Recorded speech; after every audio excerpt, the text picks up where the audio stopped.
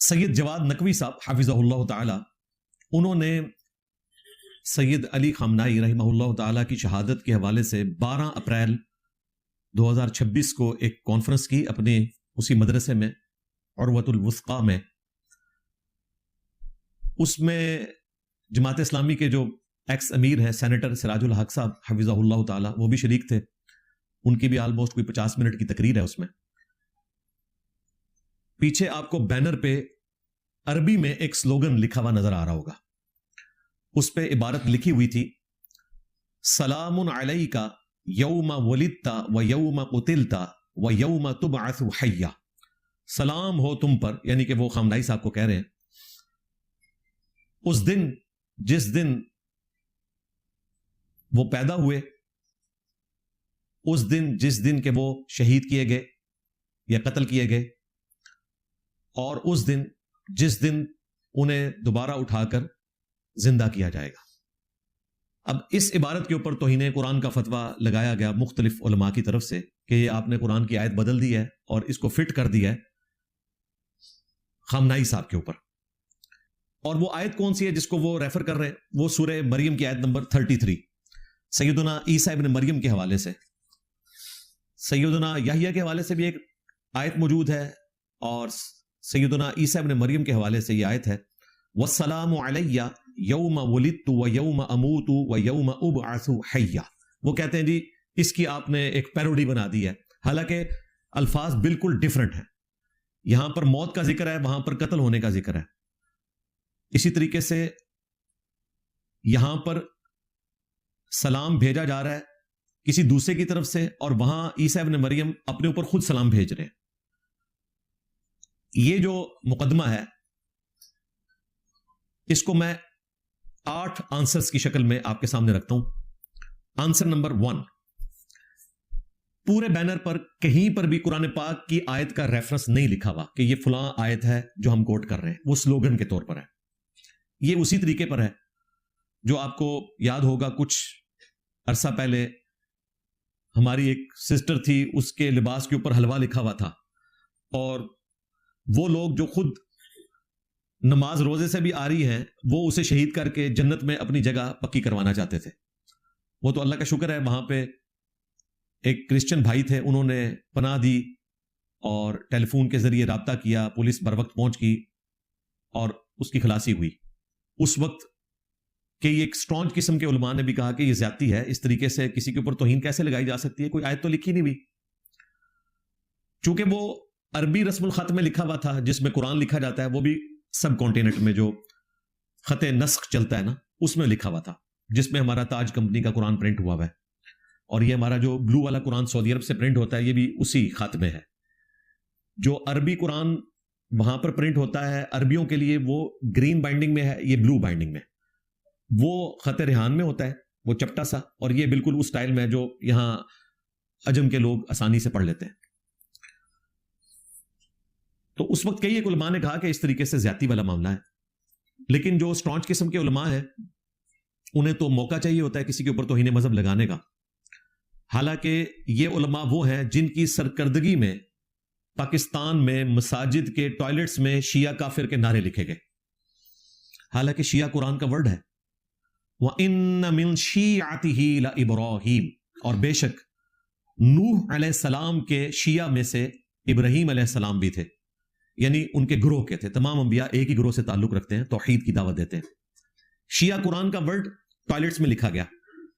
اس وقت کسی کو توہین مذہب یاد نہیں آئی، جو کہ واقعتاً توہین مذہب تھی. پھر جب سے یہ غزہ کے ساتھ ظلم والا معاملہ اسرائیل نے شروع کیا، میں نے اپنے جیلم شہر میں دیکھا ہے چوک میں اسرائیل کے جھنڈے اور ان کے اوپر باقاعدہ اسرائیل مرد آباد لکھا ہوا ہے.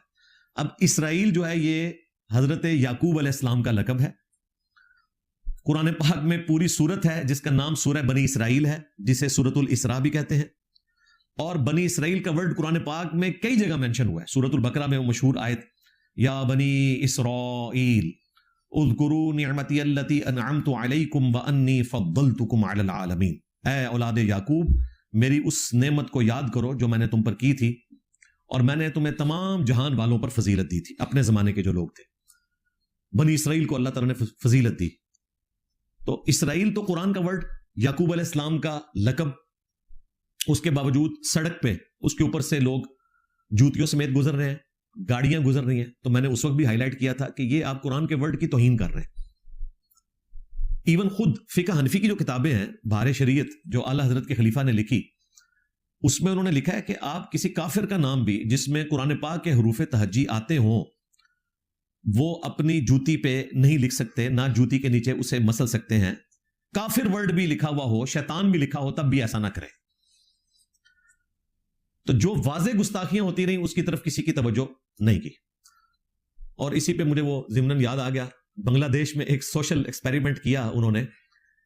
وہاں پر لوگوں کی عادت تھی کہ وہ مختلف ویرانوں میں جو دیواریں ان کو خالی نظر آتی تھی ان کو اوٹ بنا کے تو مرد حضرات پیشاب کرنا شروع کر دیتے تھے. جس طرح ہمارے کراچی شہر میں لوگ پان کی پچکاری بھی پھینک دیتے ہیں، اور بعض اوقات پبلک ٹوائلٹس نہ ہو تو لوگ اس طریقے سے دیوار کے ساتھ پیشاب بھی کرتے ہیں.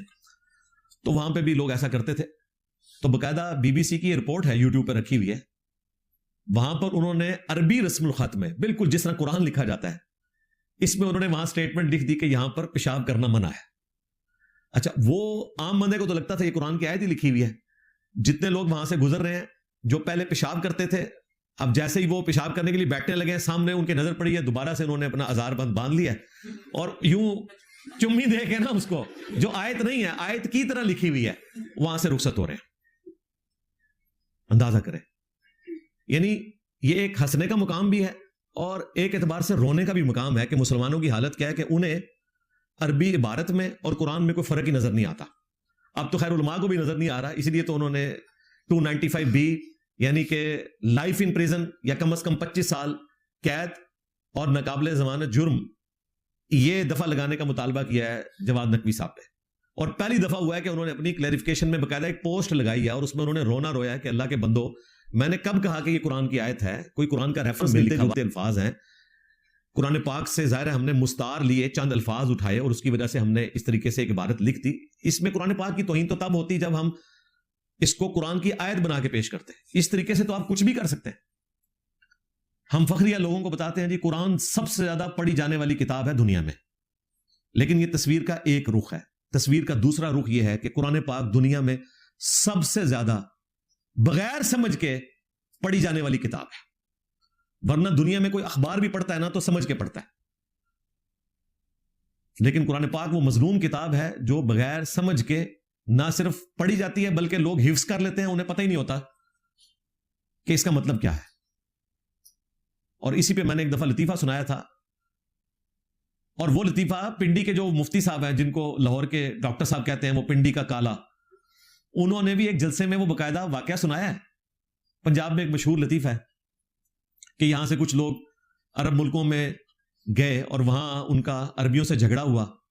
انہوں نے پنجابی میں گالیاں نکالی، ظاہر انہوں نے عربی میں نکالنی تھی، اور واپسی پہ انہوں نے بتایا کہ جی عرب کے لوگ اتنے اچھے ہیں کہ ہم انہیں گالیاں نکالتے تھے اور وہ آگے سے قرآن ہی پڑھتے تھے.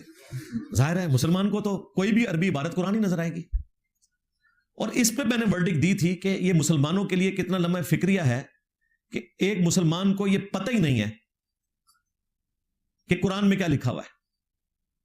جس طرح ایک مسلمان کو فرینچ زبان میں کوئی آ کر گالی دے اسے نہیں پتا چلے گا نا، اسی طریقے سے عربی میں آ کے کوئی گالی دے یا قرآن پڑھے اس کو نہیں پتا کہ اس کا مطلب کیا ہے.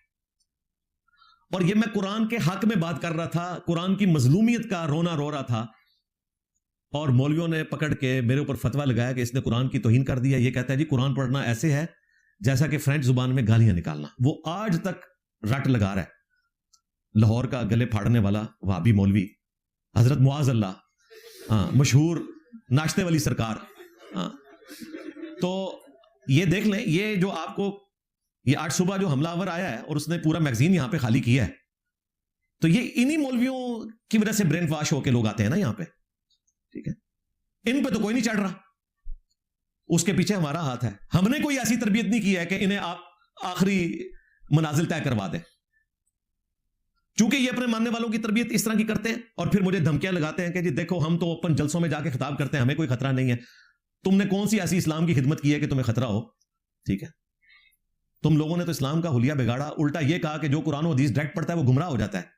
یہ بات کوئی یہودی یا کرسچن کرے تو ہم سیکھ پا ہو جائیں گے، اور مسلمانوں کا مفتی ممبر پہ بیٹھ کے آپ کو پڑھاتا ہے کہ قرآن و حدیث ڈائریکٹ نہیں پڑھنا، آپ گمراہ ہو جاؤ گے، ہم کہتے ہیں سبحان اللہ، تو ہم تو کہیں گے لعنت اللہ علی الکاذبین، جھوٹوں پہ اللہ کی لعنت ہو۔ کتنا ظلم ہے۔ تو اللہ سے ڈر جائیں، اس قسم کی حرکات سے توبہ کریں، پرہیز کریں، اور اپنے ماننے والوں کی یہ تربیت نہ کریں آپ کہ وہ اس قسم کی حرکت کریں۔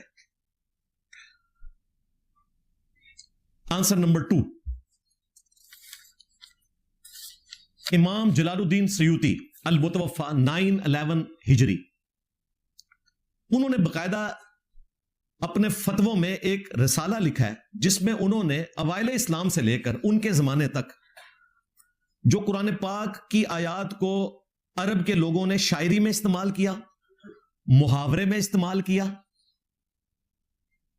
اپنی تقریروں میں استعمال کیا، صحابہ کرام سے لے کر ان کے زمانے تک وہ سارے ریفرنس انہوں نے نقل کیے ہیں۔ وہ علماء کے لیے میں کتاب کا ٹائٹل بھی لگا دوں گا، چاند ایک صفحات بھی اٹیچ کر دیں گے انشاءاللہ تعالیٰ ان کے فتاوی میں سے۔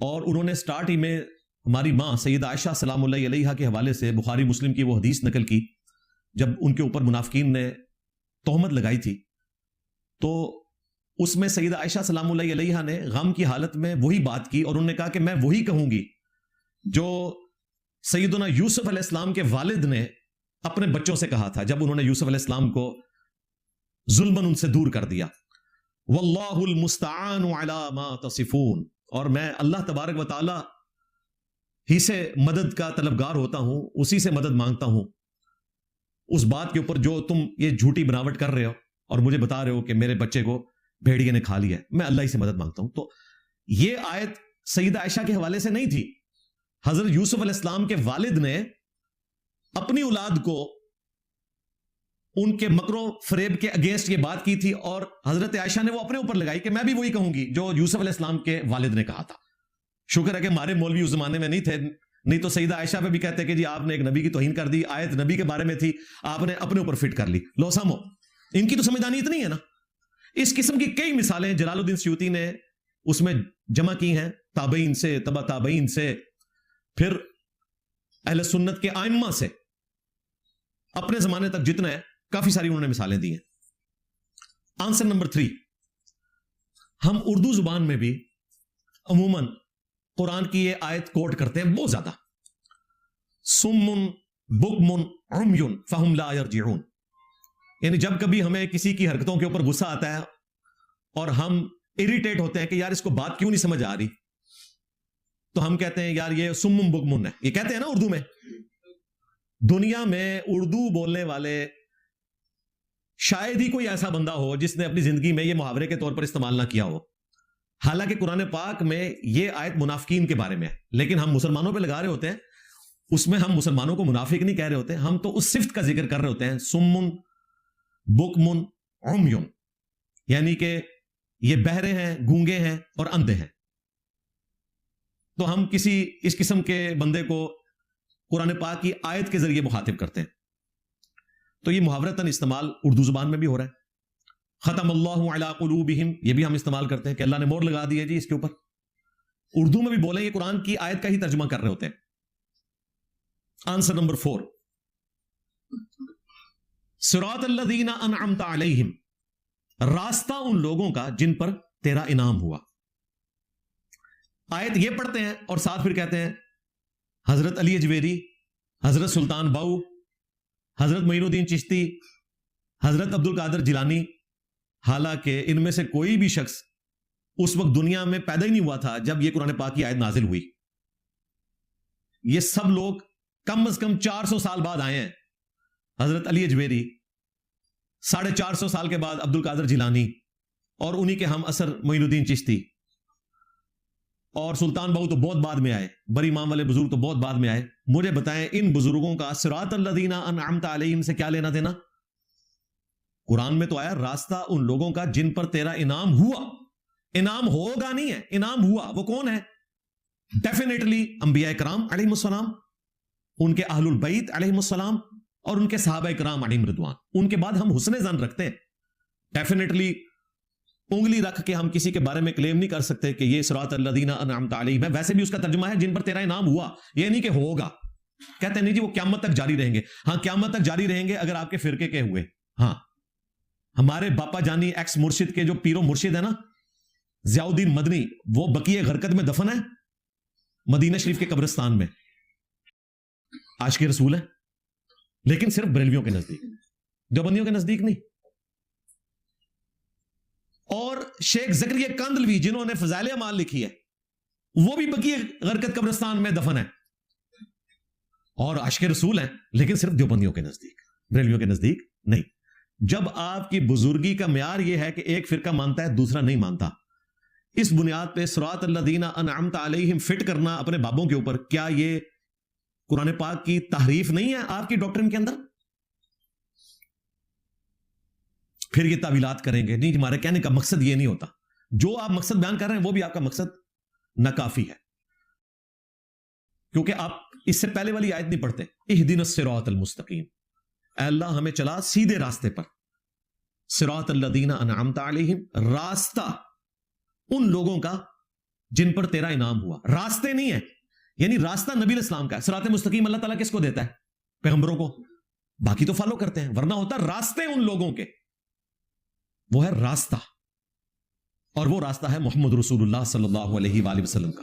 باقی سب لوگ ان کو فالو کر رہے ہیں. خود نبی علیہ السلام نے اس کو بریف کیا ہے.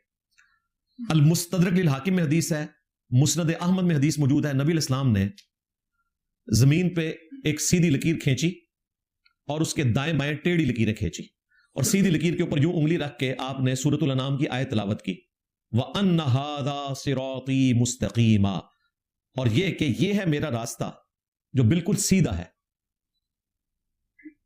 اس کی پیروی کرو, ادھر ادھر کے راستوں کی پیروی نہ کرو, یہ تمہیں اللہ کے راستے سے بہکا دیں گے.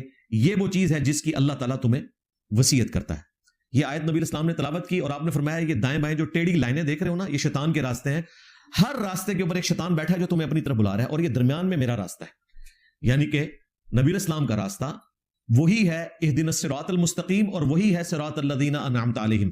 بزرگ بابوں کے کوئی الگ سے راستے نہیں ہیں, بزرگوں نے بھی فالو کرنا ہے اس شخص کو جس کی قبر مدینے میں ہے. یعنی کہ میرے نبی سا ہے ہی کوئی نہیں, تیرے بابے تھے شے ہی کوئی نہیں.